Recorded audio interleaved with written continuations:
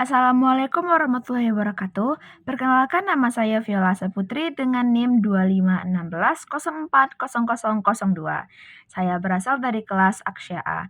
Maka di video kali ini saya akan menjelaskan tentang mukjizat sebagai bentuk video UAS saya dengan mata kuliah pengantar studi Al-Quran dan juga hadis. Maka langsung saja kita masuk kepada pembahasan. Apa itu mukjizat? Mukjizat adalah peristiwa luar biasa yang diberikan oleh Allah kepada Nabi dan juga Rasul-Nya sebagai bukti kebenaran risalah yang telah mereka sampaikan. Mukjizat secara bahasa yaitu terdapat dalam bahasa Arab, yaitu ajaza, yang artinya melemahkan. Sedangkan mukjizat secara istilah yaitu sesuatu yang luar biasa yang diberikan oleh Allah kepada Nabi dan Rasul-Nya disertai dengan tantangan kepada manusia untuk melakukannya, namun manusia itu sendiri tidak dapat melakukannya. Maka itulah mukjizat secara istilah. Setiap nabi memiliki mukjizat dan juga tantangan yang berbeda kepada setiap umatnya.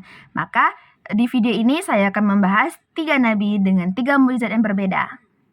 Nabi yang pertama yang kita bahas yaitu Nabi Musa. Nabi Musa ini hidup pada zaman yang banyak ahli sihirnya. Maka Allah menurunkan mukjizat kepada Nabi Musa yaitu sebuah tongkat. Tongkat ini memiliki 3 keajaiban. Yang pertama, tongkatnya dapat berubah menjadi ular yang besar. Yang kedua, jika tongkatnya itu diketukkan kepada batu, maka batu itu akan mengeluarkan 12 mata air. Dan yang ketiga itu, tongkatnya dapat membelah lautan Laut Merah. Yang kedua itu Nabi Isa. Nabi Isa ini diberikan mukjizat oleh Allah yaitu menghidupkan orang yang mati. Karena pada zaman Nabi Isa ini banyak sekali bermunculan tabib-tabib yang dapat menyembuhkan. Maka mukjizat ini diturunkan oleh Allah kepada Nabi Isa.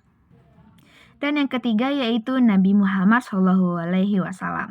Nabi Muhammad ini diberikan mukjizat oleh Allah yaitu berupa Al-Quran. Mengapa Nabi Muhammad diberikan mukjizat Al-Quran? Karena pada zaman Nabi Muhammad ini bermunculanlah ahli syair. Maka Al-Quran diturunkan oleh Allah kepada Nabi Muhammad. Kemukjizatan Al-Quran itu yang pertama ada pada keindahan bahasanya. Karena setiap Al-Quran itu surahnya itu memiliki akhiran yang sama. Dan yang kedua itu adalah membuat informasi masa lalu dan juga masa kini. Dan yang ketiga itu syariat hukumnya.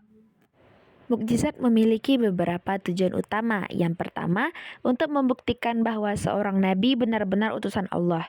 Yang kedua, untuk menguatkan keimanan orang-orang yang beriman. Dan yang ketiga, sebagai bantahan terhadap orang-orang yang mengingkari dan menentang dakwah para nabi.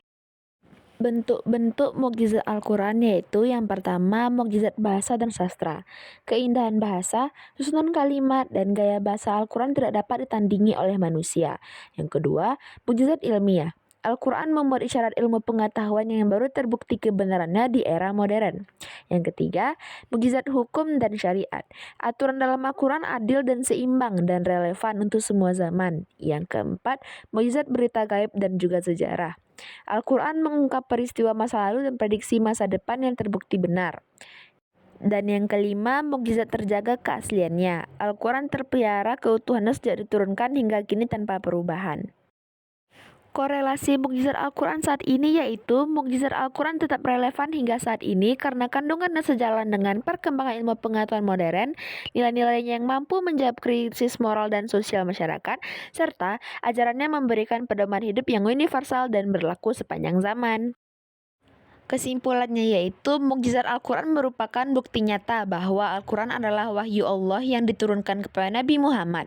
Keistimewaannya tampak dalam keindahan bahasa, kebenaran isi, kedalaman makna, serta relevansinya dengan ilmu pengetahuan dan kehidupan manusia hingga saat ini. Oleh karena itu, Al-Quran tidak hanya menjadi mukjizat pada masa turunnya, tetapi juga pedoman hidup yang abadi bagi seluruh umat manusia. Demikianlah materi mukjizat yang dapat saya sampaikan pada video kali ini untuk melengkapi UAS saya dengan mata kuliah pengantar studi Al-Quran dan juga hadis. Salah dan kurang saya mohon maaf. Assalamualaikum warahmatullahi wabarakatuh.